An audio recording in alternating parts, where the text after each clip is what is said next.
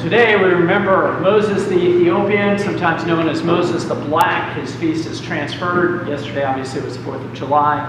And he was a known thief. He led a gang for many years in Egypt.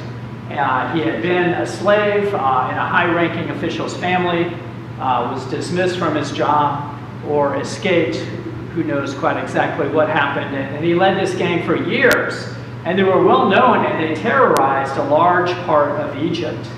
And after one particular crime of robbery, he had fled, and he hid in a monastery, hid out in a monastery of a small group of monks. And he was so amazed at their dedication and their commitment to God that he thought he would do that too. And so he gave up his ways and committed himself to God and became a monk in this monastery. But it wasn't easy.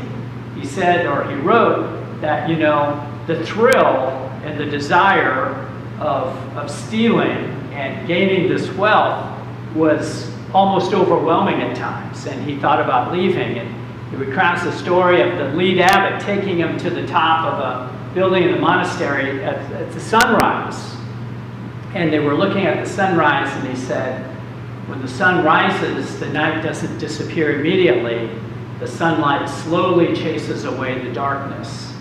And he said, the same is for you. You have a desire to serve God. You've got this past life. You can't expect an immediate change.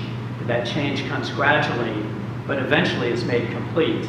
And he shares that story in one of the writings about the challenges of staying committed when that old life was drawing him back to live the other way. And as we celebrate Independence Day just the other day, we think of those last words in the Declaration of Independence when those 56 people who signed it said, we pledge to each other ourselves and our fortunes and our sacred honor. And of all those 56 people who signed that declaration, only one recanted. He was drugged from his house by some loyalists to the crown, threatened with his life, and to save his own skin, he recanted his signature on that Declaration of Independence. And it just kind of shows a great illustration, whether it was Moses, the Ethiopian, or the signers of the Declaration of Independence. When you try to create something new, when you try to become something new, it can be an incredible challenge, right? It takes complete commitment. And we're still sometimes tempted back into our old ways. And so whether it's trying to found a country and rally people to a creation of a new country, whether it's just trying to rally yourself to a new way of life, it requires you to pledge yourself, your sacred honor, how you're spending your money to this new endeavor to remake yourself. And hopefully our goal is to make ourselves into the image of Christ, to be the grace and love of Christ, a reflection of God's grace and love in our world today. Maybe we face other challenges as well. People who go through loss, tremendous loss. That can take years to work through.